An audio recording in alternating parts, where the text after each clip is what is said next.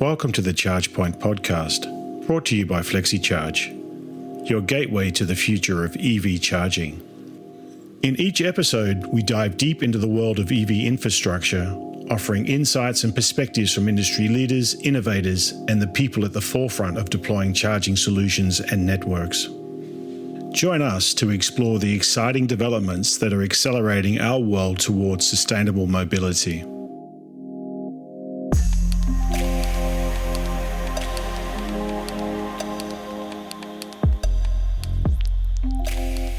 Welcome to the ChargePoint podcast. My name is Christophe and I'm your host. For years, CPOs believed the answer to growth was simple: secure a bigger grid connection. More power, more chargers, problem solved. But today, across Europe, grid constraints are becoming the rule rather than the exception. So the smartest operators are starting to ask a different question: how do we make every kilowatt work harder? In this episode, I'm joined by Topias Koskela from Enico, one of Europe's fastest growing BESS providers. Together, we unpack what's really happening on the ground, including Recharge's pilot project in Västerås, in Sweden, where co-located batteries are enabling site expansion without waiting years for grid upgrades. We talk about why BESS is no longer just about peak shaving, and why that alone rarely makes the business case work. We explore value stacking, combining peak shaving, power boosting, arbitrage, and participation in frequency markets to unlock multiple revenue streams from the same assets.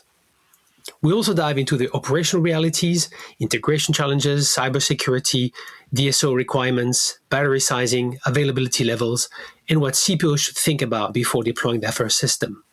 If you are a charging operator looking to scale faster, improve margins, and future-proof your sites in real grid conditions, this conversation is for you. Let's get started.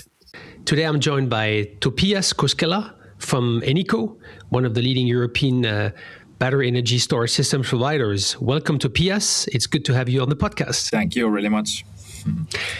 Topias, before we get started with all the topics, we have a lot on our plate. Can you start, please, by giving us your origin story? So what have you done in your career that led you to the position where you are today at Enico? Yeah, sure. I studied to electrical and automation engineer.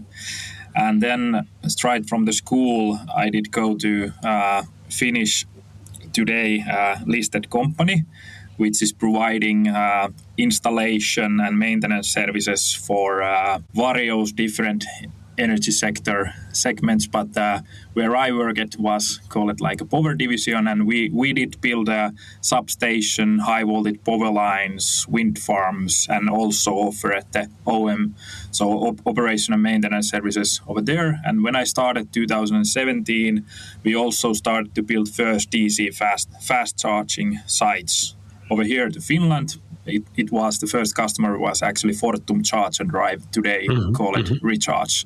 So it was my biggest clients then, and later on we our owners wanted to build more business, and we did buy also this kind of small startup company which manufactured DC chargers, and we wanted to go on that business as well.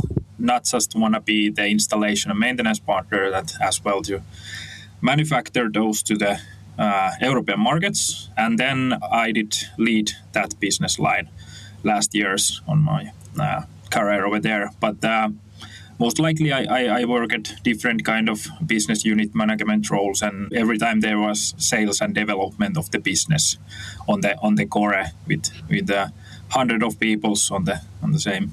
Yeah. Same place. About more than 1 year ago, I wanted to look some new business opportunities and work opportunities, and Enico was really familiar me to cooperation business where we helped with the installation. Enico, and I really like the technology, because earlier company also started to manufacture something, and it took me, and I asked, can I come here? Is there any work for me from the owners of the Enico? And they said immediately that, will I come? And here I am. And the role is today sales and development director over here. But yeah, it been a really fast one year. Last year it was. So seen a lot of and learned much more about the energy sector than from the just installation operation. Yes. Side. Yes, and how fast is Enico growing the last year? I don't know. It can be new colleagues. I would say 4,000% in last 4 years. So solid. Almost third time turnover every year. Fantastic. Yeah, BESS business is the fastest growing technology business today, I would say that. Absolutely. So for those who are not familiar, can you introduce us to Enico? Yeah, so Enico is providing energy management services, which is including our own BESS solutions. We are planning and manufacturing the BESS here in Finland, in Tampere. And then we are delivering those directly to the customers, and we are making the installations on the site of what is coming to directly to the BESS. And then we are also offering availability level services, so we guarantee for the whole lifetime that BESS is working. We make the updates remotely, and on the site all the maintenance works. And then we have also our own EMS tool, how we participate to the Finnish reserve markets as well as to Nord Pool spot optimization. But outside of the Finland, we are operating with partners what comes to reserve markets. Great. So, makes sense, yeah. That's like the core business what we are doing. But in the European market, and I can say about the segments that those are CNI and energy sector. Yeah. Okay, and where do EV charging sites fit into your broader energy strategy?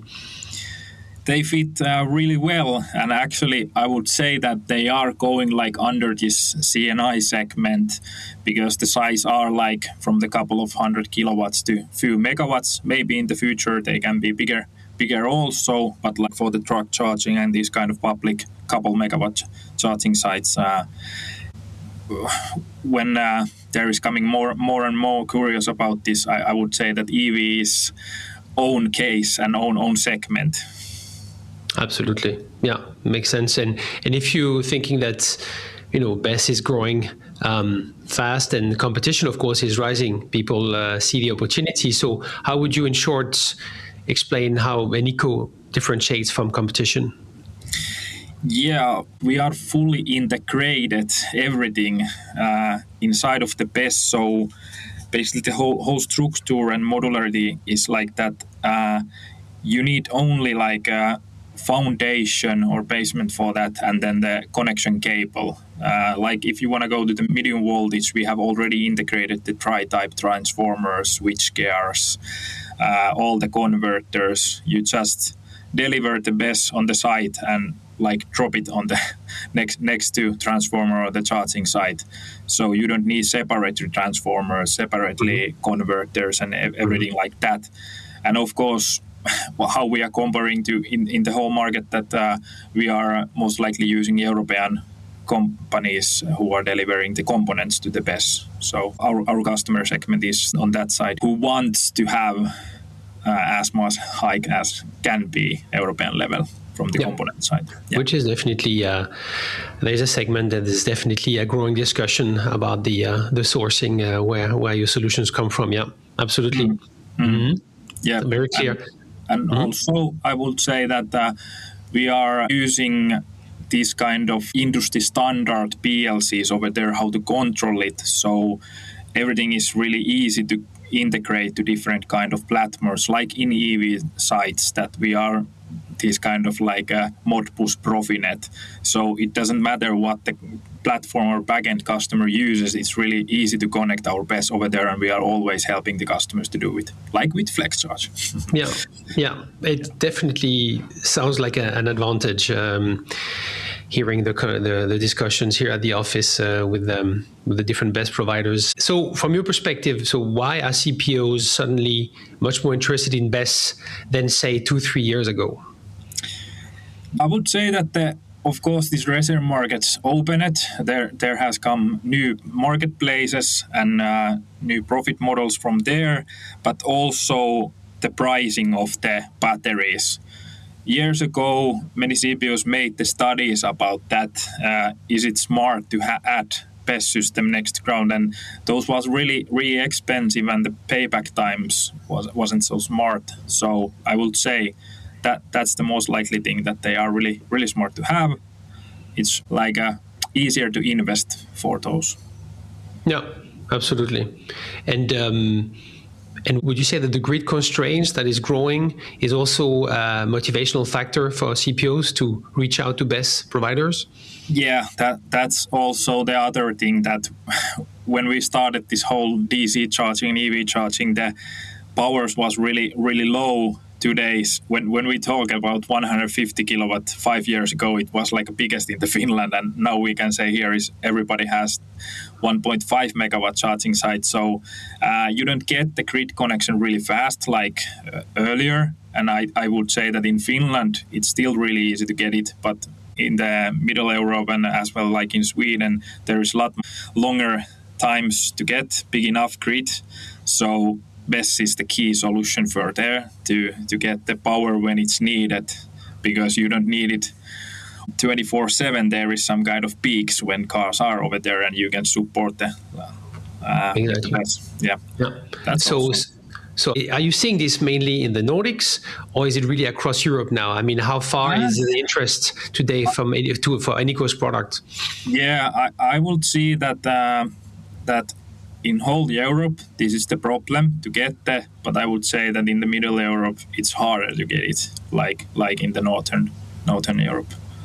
Yeah, clearly, yeah, we see it also. I mean, for us with a European view, that BESS is no longer just a nice to have. It's for many CPOs, it's becoming the fastest and probably sometimes even the only way to scale without waiting years for grid upgrade, right? So, so we, as explained in the introduction, you are a partner of a Recharge. That's how we met, since you are a provider of solution to them. And so let's talk a bit about this very exciting pilot on the Västerås site, which is west of Stockholm, for those who don't know the geography of Sweden. So what was the starting point for Recharge, and why was the best part of the solution there? So they started to look for the solution which is going under their like purchase agreements. Of course, all the data security and everything needs to be, and guaranteed availability, spare parts, etc. But the main reason why they was looking was exactly this, that they will have bigger sites in Sweden where they don't get the big enough grid connection in 3 years. So only way to support the EV charging customers was that they need to have BESS.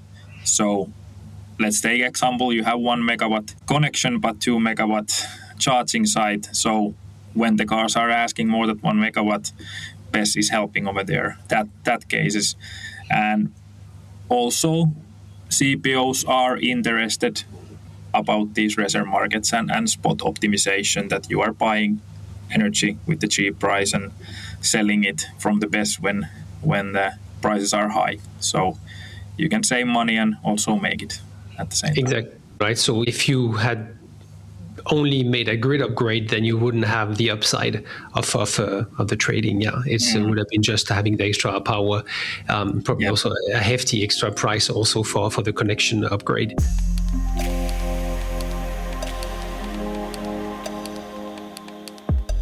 Before we continue with the show, I have to tell you about something important.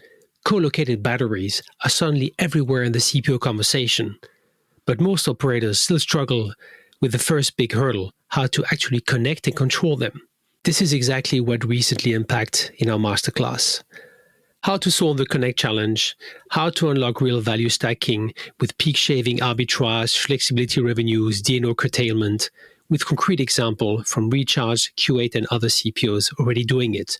So sign up for the on-demand masterclass. You really don't want to miss this one. And now, back to the show. So tell us a bit about Enico's role in this pilot. What role does Enico play in this project specifically? And maybe also how do you differentiate from other bus providers in this kind of development? So we had a really perfect fit for the size what they needed. And actually they have two sites where it's a little bit smaller, 300 kilowatt, and then the 600 kilowatt system. And we delivered the BESS over there and helped the local partner how to install it from the electrical side, to make the grid connection. And of course, Recharge has own backend and backend providers. So we made clear image for that, how we could connect our BESS to their systems and how they can make everything what they want to make it. Mm-hmm. So that was our role, and it is still these days. So we are a technology provider and upkeep those devices on the site. Yeah. And maybe to give an idea, I mean, those are early pilots, so I think things will, of course, improve and go faster in the future. But if we take from the start, like how long does it take deployment of such a project, roughly? Yeah, I would say like with smaller systems, it's 20-25 weeks when you order it to deliver it on the site and make all the installations ready. When you are waiting the manufacturing, you can already make the changes to the grid over there and ready. And it's also depending about the TSOs, that how long is their timeline from the test to approve it for the markets, because that's something nobody can do anything, but it can be like in 1 week or like 3 months. So you need to be ready for that waiting time. But from the start day, when you install the BESS on the site, we can immediately do peak shaving, so make the savings from the demand charges. So that's not the bottleneck. Okay, right. And maybe one aspect we haven't talked about yet is cybersecurity. How is that covered in a project like that? Yeah, so obviously we need to prove that how the data is handled.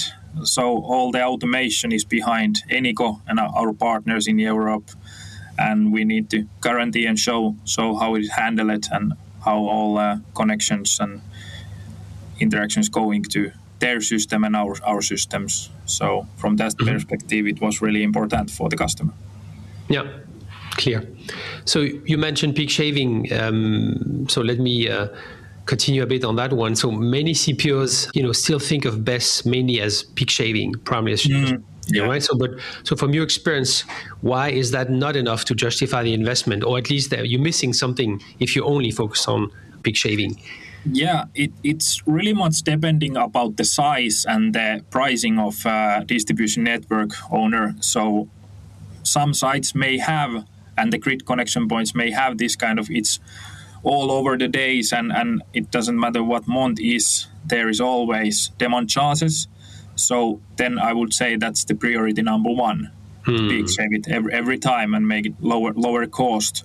But then there is a lot of sites that it's like a monthly based, like in winter times, and the clock times are between some morning and evening.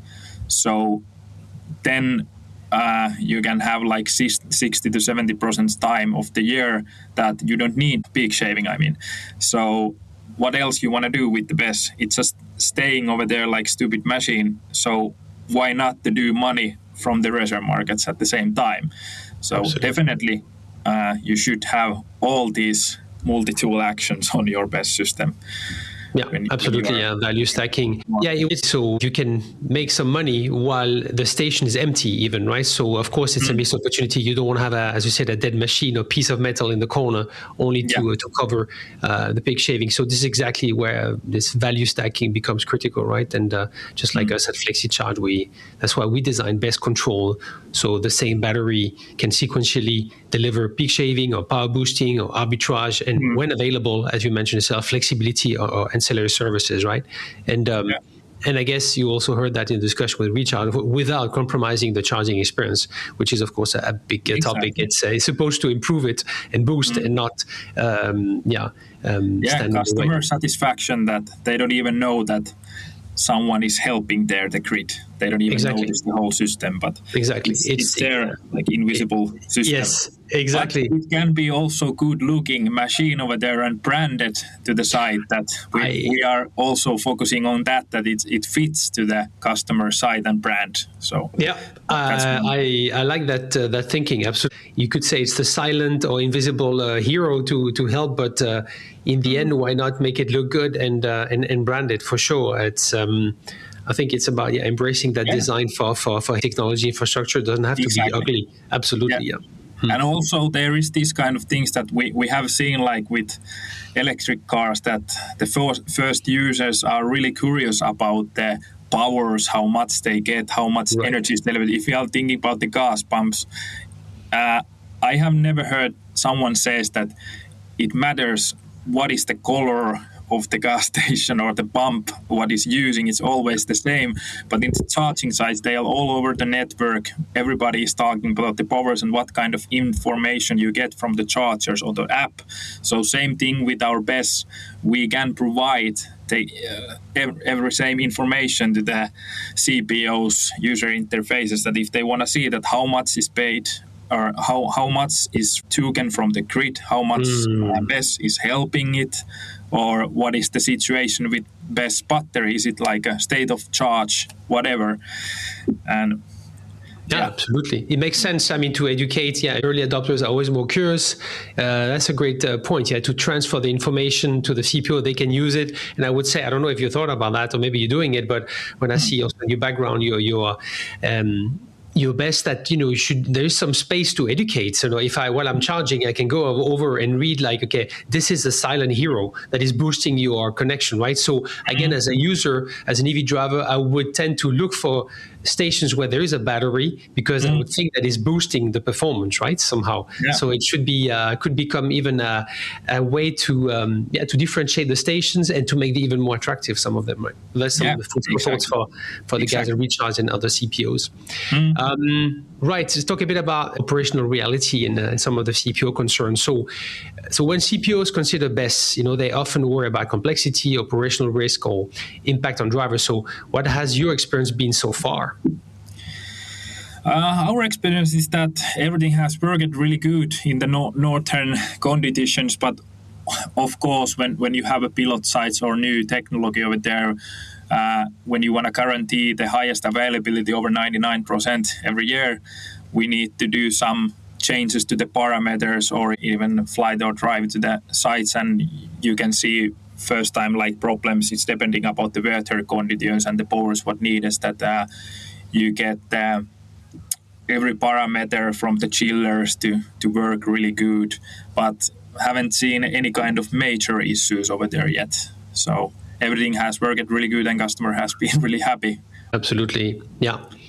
And if we look a bit ahead in scaling the model, do you see this type of BESS deployment becoming maybe standard for fast charging sites in 1, 2, 3 years? I would say yes. I see it really, really good opportunity every CPOs to make it every time like a basic package when you have a like 1 megawatt charging and over there. Then we have also the BESS system over there. And it's really depending about the what kind of contract you have with energy company. Do you have a spot pricing or like fixed fee, and do you want to play with that, or is it like depot or fleet kind of case? Right. So maybe there can be bigger battery also. That it's really smart, because like few years ago we did make a lot of like 1 hour batteries. Today these days it's normally like 2 hours, but we can see that we are going to go these 3 and 4 hour batteries as well. So there is coming more electric cars. You need more this energy to make big shaving. So maybe it's really smart to have like 4 hour battery over there. Yeah, makes sense to expand. Yeah, and I'm not even talking about the depot or the electric trucks, right? Logistics centers, which will also definitely need a lot of BESS, big ones. Exactly. Yeah, that's really super exciting. So rounding up with 2 short questions. So what advice would you give to a CPO planning their first BESS project?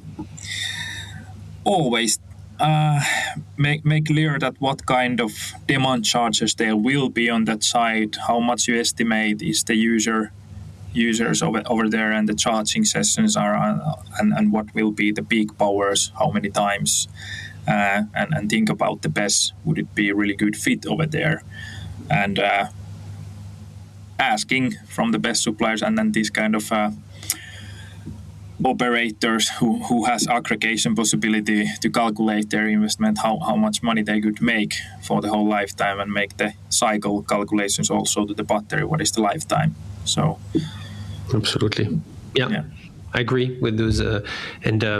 On that note, we have on our website, we have a white paper about the BESS for EV charging, where we have some real life cases from Stockholm and in Copenhagen, which I feel I'm curious to see the numbers. The final question would be so one metric which CPOs should track when evaluating BESS performance. What would that be? One metric. I would say the availability level. Right. Clear. All right. On that note, Topias, kiitos, as you say in Finnish. Kiitos. And have a great day, and looking forward to keeping in touch and following Enico's development. Thank you very much. Thank you. And that was today's episode. As we've heard in this conversation with Topias, deploying a co-located battery is not just a technical upgrade, it's a strategic shift. The first key takeaway is this: BESS is no longer a niche solution. For many CPOs, it's becoming the fastest and sometimes the only way to scale sites in a constrained grid environment. Second, peak shaving alone is rarely enough to justify the investment. The real business case emerges when you stack value. So combining power boosting, peak shaving, arbitrage, and participation in flexibility markets. That's where profitability truly starts to take shape. Third, integration and intelligent control matter just as much as the hardware itself. A battery that isn't properly connected, optimized, and aligned with grid requirements can quickly become a cost item instead of a strategic asset. Seamless control, DSO compliance, high availability, and protection of battery health are essential to making the system work long-term without ever compromising the charging experience for drivers, obviously. And finally, what really stands out is that this is no longer theoretical. Projects like the one in Västerås show that co-located BESS is moving from pilot phase to blueprint, shaping how future charging sites will be designed and expanded across Europe. And we see the same with E.ON Drive now, ready to deploy batteries across Europe. This episode is part of a broader series where we explore how BESS providers and technology partners are helping CPOs unlock new value streams and build more resilient infrastructure. In the coming weeks, we'll be speaking with leading BESS OEMs to go even deeper into technology choices, market evolution, and what truly differentiates one solution from another. If you enjoyed this episode, make sure to subscribe to the ChargePoint podcast so you don't miss the next one. And if you found it valuable, please share it with a network, give us 5 stars on your favorite podcast platform, and leave a review. It really helps us to reach more people in the industry. Thanks for listening, and see you in the next episode.